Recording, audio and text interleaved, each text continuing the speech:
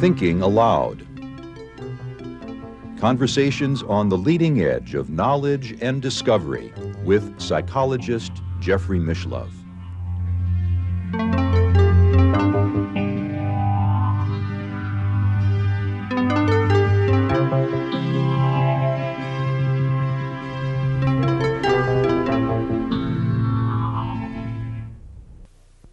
Hello and welcome. I'm Jeffrey Mishlove. Today we're going to be exploring the holographic model of reality and its implications for ourselves, our bodies, and the world around us. With me today is Michael Talbot, author of several books including Mysticism and the New Physics, Beyond the Quantum, Your Past Lives, and most recently, The Holographic Universe, as well as 3 novels. Welcome, Michael. Thank you, Jeffrey. It's a pleasure to be with you. Nice to be with you. You know, one of the things that you point out in the holographic universe is that this is a model that's been around now for a few decades, but it's really beginning to show its power in explaining many, many areas of personal experience and science at the same time. Can we talk a little bit about how the model developed? Sure. It was developed by two men, University of London physicist named David Bohm, who was a former protege of Einstein, and a Stanford University neurophysiologist named Carl Pribram. And they worked independently. Pribram was studying memory and found that there's evidence that the brain operates holographically.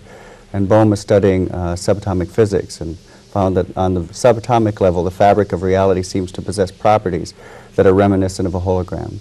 So if you put those two ideas together, that our brain seems to be holographic and the universe is holographic, it suggests that maybe it's compelling evidence that the universe may be a kind of hologram, not that it's literally a hologram, but that it's a good metaphor or way of understanding the universe. Now, when you say it's holographic, what do we mean, really? That, in a nutshell, that reality may be more plastic and changeable, like an image, than a solid construct, a sort of sticks and stones world. It has a couple of other implications, one of which is that a hologram has an unusual property. If you take a piece of photographic film that has a holographic image encoded in it, that means that you cannot see the image with your naked eye. You have to reconstruct the image, you have to shine a laser through it. So if you have an image of a rose in the film, shine a laser through the rose, you'll get a three-dimensional image of the rose on the other side. You cut that film in half, shine a laser through each piece, you'll get a whole rose out of each piece, which is a very unusual property and sort of boggles the imagination at first. Cut it in 4, you get 4 roses. Cut it in 8, you get 8 roses. So the universe is a hologram. It means, as William Blake said, that quite literally you can find the universe in a grain of sand, that every portion of the universe contains some semblance of the whole universe. That's very profound. Very. It's mind-boggling, and you know, one of the things that you point out in a footnote of your book that I would like to mention is that this doesn't apply for many of the kinds of holographic images that are popularly sold as pendants and the like that don't require laser light. Right. Every talk I give, someone comes up and says they cut the hologram in half on their credit card and ruined it and didn't get the effect. And it only applies to those images that you cannot see with the naked eye, that you have to reconstruct. If you were to look at holographic film, it might look like ripples on a pond unless the laser light is shined through it. Right. There's no decipherable image in the film, and it very much does look like ripples in a pond, like when you drop pebbles into a pond. There are all sorts of little circles.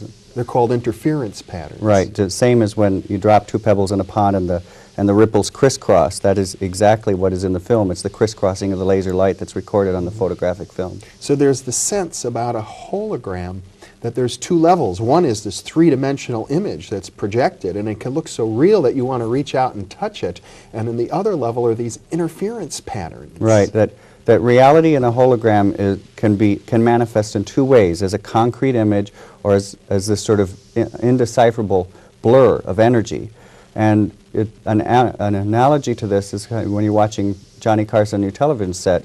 That's really, his image is encoded in 2 ways. One is as the concrete image on the TV set. One is as the blur of radio waves permeating the living room.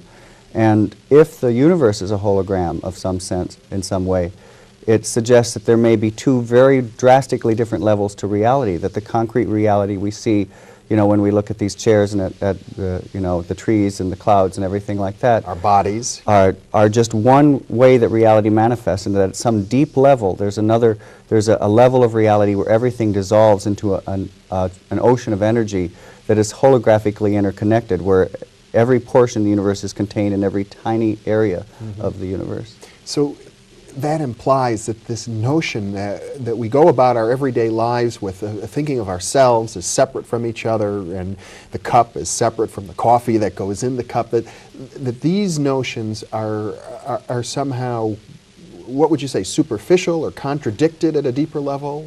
They're artificial, definitely, and Bohm really stresses this, and it's a very interesting notion, because in our Western way of thinking, we're so attached to the idea that when we come up with a concept like an apple or an electron or whatever, that exists out there, and we forget, it's kind of like fish unaware of the water in which they swim, that the conceptual pigeonholes we use, words, to describe reality, are phenomena inside our head. They're not out there.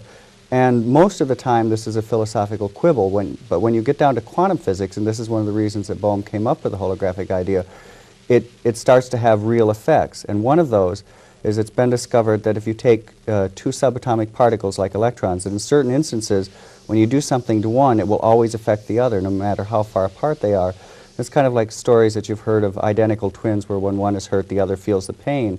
And the problem is that we can find no process known to physics that explains how these could be sending a signal back and forth. In fact, because it would have to be faster than the speed of light. Instantaneous. It would have to be an instantaneous signal, and Einstein's theory of relativity said you can't have instantaneous signals, because it would mean that you could violate the time barrier and conceivably call your grandfather and tell him not to marry your grandmother. And most physicists say, well, this would be just too troubling to incorporate into a rational picture of reality. Bohm explains it in a different way, which is a very interesting way, and he says, if you imagine that you've got an aquarium in which you have a fish swimming, you have a TV camera facing the front of the aquarium, one facing the side of the aquarium, and you have a monitor attached to each camera. Now you also imagine further that you come from a culture that's never seen aquariums, never seen fish, never seen monitors or cameras. All you are privy to is the two images on these screens. He says that maybe, you know, if you look at these two screens, you're going to see a side view of a fish and a frontal view of a fish.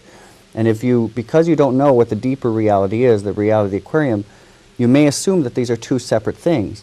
But two different fish. Two different fish, two different objects. But every time one fish moves, the other is going to make a corresponding movement. And you may then jump to the conclusion that somehow the one fish is signaling the other or communicating the other to say, hey, do this, instantaneously. And Bohm says this is what we've done with subatomic particles, that we assume that an instantaneous communication is going on, when that's not really what's going on at all. At a deeper level, a very holographic level of reality, every particle in the universe collapses to a sort of cosmic unity. They're not signaling each other. They're like that fish where there's the level of the aquarium. And so what that means, talking about words, is that there is no separation between electrons. Furthermore, there's no separation between people.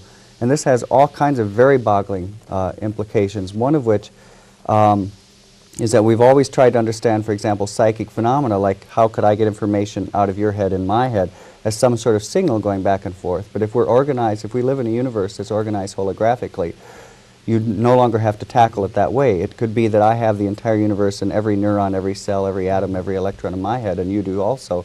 So when we can access that, we can access information that seems to be beyond our normal sensory reach. Well, you know, I'm very interested in psychic phenomena, and I know you've had many personal experiences, and I want to touch on it, but this is not a model that was developed in order to explain psychic phenomena. And I think to neuropsychologists like Carl Pribram, the fact that it happens to provide an explanation for psychic phenomena is almost a bit of an embarrassment, that he developed the holographic model because he was trying to come to terms with memory. Right. So let's talk about that. Sure.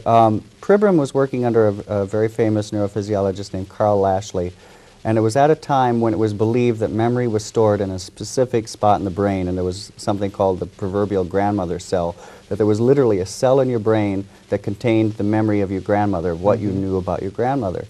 And so they did a rather gruesome series of experiments for animal lovers, but it came out with some very profound information.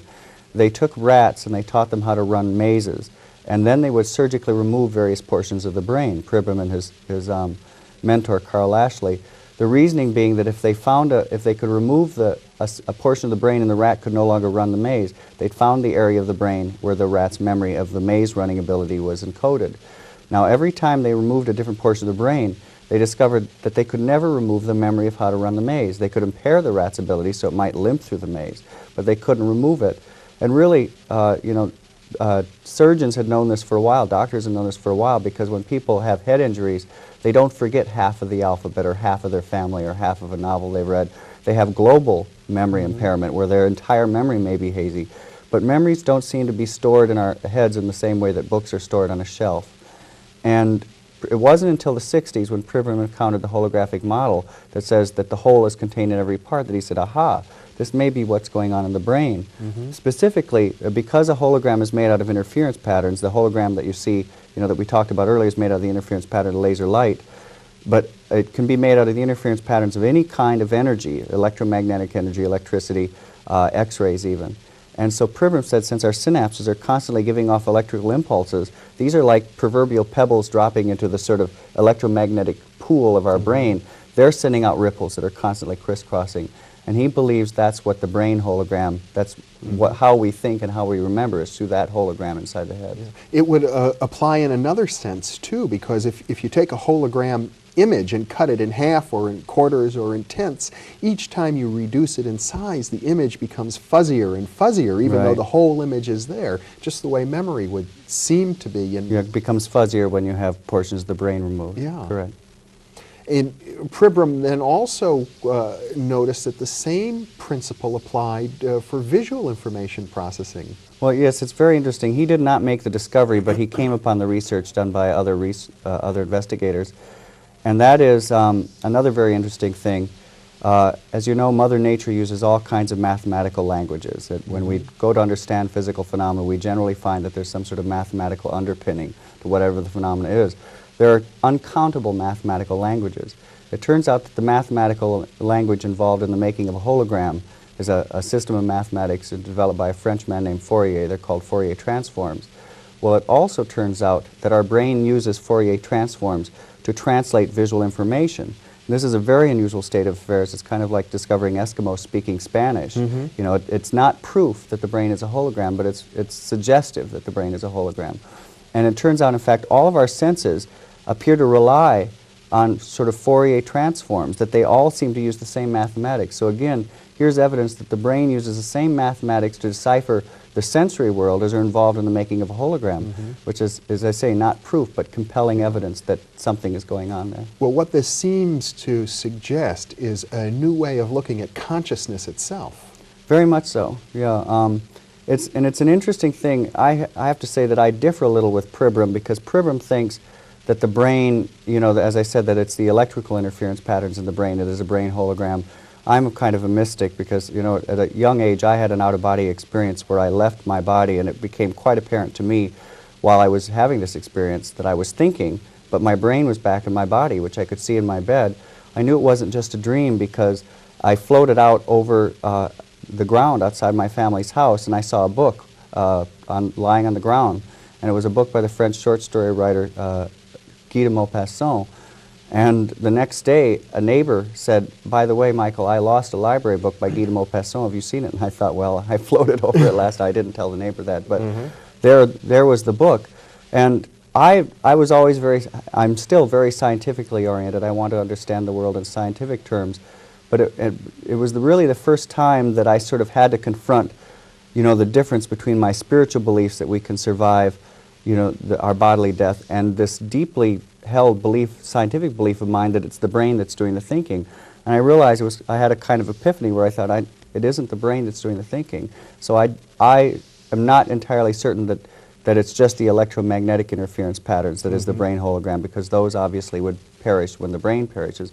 I think there might be some subtler level, some subtler energy that we haven't discovered with our technology that's involved in this also. Well, Bohm's model is relevant and interesting at this point because he's not dealing with the universe as a hologram made out of electromagnetic interference patterns. He's looking at quantum wave potentials, which are at a much deeper level. And I must say, I've heard Pribram discuss it much the same way. There are quantum wave potentials in the brain itself, which is a much more deeply embedded level of energy and matter than the electromagnetic level. Right. Bohm, it's a funny thing in science. The great physicist Hermann Bondi called it the lure of completeness, that we tend, when we find some sort of outermost perimeter to what we can measure, we assume there's nothing beyond it. And I refer to it It's kind of like you know, in ancient times when we only knew a certain portion of the world, people always seem to say beyond the edge of the map there be monsters, that there was nothing there. And the same thing is going on in physics, that we have, with our technology, reached down to a certain level in reality, and it's a common prejudice among many physicists that beyond that level, there's nothing exists. There be monsters. There's just a void. Yeah. And it's an interesting thing that we, as I say, we have to have this lure of completeness. We have to feel that our knowledge of the universe is all that exists in the universe. Bohm, I think, is very wisely is one of the few physicists who comes out and kind of says the emperor has no clothes, says what rational basis to it's just prejudice that we assume nothing exists beyond this level of reality. And he feels that there are all kinds of domains of reality beyond this level, this microscopic level, and he theorizes that there may be untold, uncountable, subtler energies in these levels. The quantum potential is one. It's a theorized field that has not been measured or discovered with science, but Bohm feels there's evidence to posit its existence. And it's now rather well accepted, I understand, it, among quantum physicists. I wouldn't say that. No, it's pretty controversial, and the reason it's controversial is because the standard explanation of quantum physics has decided that this lure of completeness, that there's nothing beyond. Yeah, you know, the Danish physicist Niels Bohr, who's one of the founders of quantum physics, basically said you get down to a certain level of reality and things become blurry and you can't know anymore. And Bohm takes a very different route, which at this point is very sort of looked down upon by a lot of physicists, because most have been schooled in the way of Bohr's thinking. Yes. And Bohm, the quantum potential is not looked upon kindly by most physicists, I would say. Well, I don't think we want to get into too technical a discussion of quantum physics at the moment, but I do think it's important to bring up the uncertainty principle, because in a way it's where physics comes full circle. And as I understand it, physics are saying, well, there may be all kinds of stuff, but we'll never know it because we interact with it. Anytime we attempt to look at particles beyond a certain level, the very act of observation changes things, and that brings us to a point where we realize that the distinction between subject and object breaks down. Right. But physicists get very funny about it. They get kind of schizophrenic because they'll openly admit that subject and object breaks down there, but they say that somehow this has no effect in the real world. This does not translate from the microscopic level to our level, although there is a sort of creeping evidence in the scientific world that it does translate into our level. One obvious example, I think, that it translates into our level is that helium cannot be frozen solid. You can freeze hydrogen solid, you can freeze carbon dioxide solid, but helium, for helium to become its atoms to align in a solid form would violate the uncertainty principle, and nature doesn't seem to allow that. So you can't, no matter how cold helium gets, it remains a liquid. That, to me, if you can have a beaker full of liquid helium, and that exists at our level of existence, and it's a sort of manifestation of the uncertainty principle, and it's where it's sort of slipped over into our world. There are other things going on right now where there's a device called a squid, which is a sort of electrical coil in which it looks like we may be able to demonstrate that the current, if you say which direction is the current going in the coil, it's going both directions at once, which is kind of an impossibility, but to simultaneously do that, that too is a quantum phenomenon, that these two realities are overlapping. So I think we will cross that barrier. Well, I must admit, Michael, I'm not sure that I totally grasp the implications of those examples, but the examples I would like to focus on that do seem more relevant are the ones that suggest the enormous ability of the mind to affect systems in the body, the placebo effect, the work with healing and visualization. Well, this gets away from Bowman into Pribram, but it's equally interesting with equally profound implications. Pribram, as I said, says that we're thinking with holograms inside our head, and that out there exists something that's more akin to the radio waves in the room from which your TV gets the image. So in essence, we're kind of conscious TV sets. And what we think is reality when we look out here is really just the image on the TV set inside our mind, but doesn't exist out there. And Pribram says this is why there's all kinds of evidence that we seem to respond more to the models of reality in our head than out there. In the holographic universe, I give an example of a psychologist who did a study where he took soldiers and marched them all the same distance, but he told some they marched Like he'd march them all 30 or 20 miles, but told some they marched 10, some they marched 20, some they marched 30. But they all marched the same distance. At the end, he took physiological readings and discovered that physiologically they responded not to the actual mileage that they had marched, but to what they had been told, the model of reality that they assumed they had, the reality in their heads. And in medicine, people have used this application of the holographic idea that we respond to the model of reality to say this may be why we respond more to the placebos, to fake drugs. There's a very famous example of a fellow who had lymphatic cancer, tumors the size of oranges all throughout his body. His doctor basically thought he had about 3 days left to live. The fellow heard about a new drug called Crebiozin and said, "You've got to give this to me." And the doctor said, "Well, frankly, you know, I don't think you have long to live, and this drug takes several weeks to take effect." The man implored him, and the doctor gave in sort of as an act of pity. He gave the man Crebiozin, and 3 days later, the man's tumors melted, as the doctor put it, like snowballs in a hot stove, completely gone out of his body, faster than the strongest radiation treatment could have melted them away. The man is up and around, walking around his hospital room, resumes his normal life, seems to be completely cancer-free. Several months down the line, he reads an article saying Crebiozin isn't that effective. Boom, boom, boom, all his tumors come back. He's back in the hospital. The doctor starts to realize that maybe it wasn't the drug that cured the man, but the man's belief. So he lies to the man and he says, "Those articles are wrong. Crebiozin is effective, and in fact, I've got an even more potent version of it." He injects just salt water into the man's veins. Again, the man's tumors melt away. He resumes his normal life. Unfortunately, many months down the line, he reads final studies on Crebiozin saying it's completely ineffective. Boom, boom, boom, his tumors come back and he dies. But the bottom line is somehow this man had the ability to access some deep level of healing himself. It wasn't the drug, because salt water worked just as well as this alleged drug. And so again, here's an instance where he responded to the model of reality in his head, this deep belief that this drug would heal him, even though he wasn't even receiving the drug at a certain point in his treatment. And his body responded in kind. And that, to me, is the most exciting aspect of the holographic idea. And there are countless examples of it. There's a study of a new chemotherapy in England where they took a group of cancer patients. Half the patients they gave the drug, half the patients they gave a placebo, a fake. No one knew who was receiving the real drug or not. They told all the patients, this is a very toxic drug, may cause you to lose your hair. 30% of the people receiving just the fake lost their hair.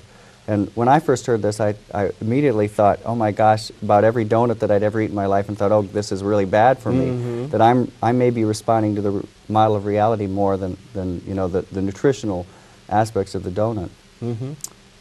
Well, I think the stories of this kind have been known to scientists for hundreds of years, but they've kind of been dismissed because scientists haven't had a good way to look at the possibility that consciousness can affect physical systems. We think of consciousness as an epiphenomenon, Right. But if one considers that there are standing waves, interference patterns in the brain, holographic images, it gives consciousness I hate to use the term mechanism because I don't think that's quite the right term, but it gives people a model in which they can begin to appreciate more the role of consciousness. That's true, and it also can be applied in another way, because if the universe is organized holographically, we've always believed, you know, that there is no connection between the brain and the body, and of course, I mean, for most of the history of medical science in the West. In the past couple of decades, we're starting to say there's a connection, and we're sorting out certain pathways, you know, the neuropeptide systems, that sort of thing. But if the holographic model is correct, there are so many interconnections between the brain and the body, there ceases to be a division. So it becomes almost a moot point to say, what is the pathway? How is the brain connected to the body? Because there's no difference, just like there's no difference between those two electrodes. Well, and to take it a step further, as you do, one might say there's no solid, clear-cut distinction between ourselves and the rest of the whole universe. I mean, this has profound implications for spiritual experiences, of which you've had quite a number, and perhaps in the time remaining we should touch on more of those. Yeah, very much so. As I said, I've always been very interested in science, but I also grew up in with a lot of very unusual experiences, not the least of which is that I grew up in a house with a poltergeist haunting. So I had all kinds of examples of psychokinesis, of objects moving about on their own when I was growing up. And it really was a strange, in the sense that for me it was normal, and I had to learn that it was abnormal, and rather painful learning. And as I grew up, and my friends would find it very strange that these things would occur. And one of the things that Bohm says, because Bohm addresses the topic of psychokinesis, is again, we don't, we may be mistaken to try to approach psychokinesis by saying what energy is leaving the brain to move the object, because as Bohm says, there's no division between the objects. Psychokinesis means mind over matter. Right, moving the objects was just the power of thought alone. That we are as connected to that object, as borderless, we're a continuum with the object, as the patterns in a carpet. So for us to move the object may be, Bohm says, just an act of resonance, of realizing that there's no division between us. And can we talk for a moment about the issue of life after death, or spiritual experiences of other realities? Yeah, that's one of the areas you had mentioned earlier, that one of the exciting things about the holographic idea is that people have taken this and explored all different realms. That some have used it to say this is how acupuncture works, because it turns out that there are little micro-acupuncture systems where you can find the entire body in the acupuncture points of the ear. Recapitulated in, in the ear, yes. Right. So we've talked about the placebo effect. Some have said that the holographic idea applies in near-death experiences. One of these individuals is Kenneth Ring, who is at the University of Connecticut, studies near-death experiences. And it's interesting because in report after report of people who have been declared clinically dead, go to some apparent other level of reality and then come back, they refer to this other level of reality with terms like frequency and energy and even hologram, that it's a more plastic level of reality where thought seems to create things instantly. There are instances of people having near-death experiences where they think they're hungry and instantly food appears. Or perhaps an even better example, when people find themselves out of their body, there are cases where people look down and see that they're in a naked body and they go, oh my gosh, I'm naked. Instantly they have clothing on. Now we don't assume that clothing has a soul, that it has a spirit that survives. So somehow it appears that the mind can sort of pull out of this ocean of frequency a hologram of clothing. And this is what Ken Ring says, is that we're entering deeper into the hologram when we have near-death experiences, when we leave our bodies. So there's so many different areas that have kind of been at the fringes of our understanding that we can now begin to look at with new eyes. Michael Talbot, it's been a pleasure to have you with me, and for those of you watching, you may be interested in knowing that this discussion will be part of a Thinking Aloud Inner Work videotape available along with an additional hour of discussion going deeper into these questions with Michael Talbot. Michael, thanks so much for being with me. My pleasure, Jeffrey. And thank you for being with us.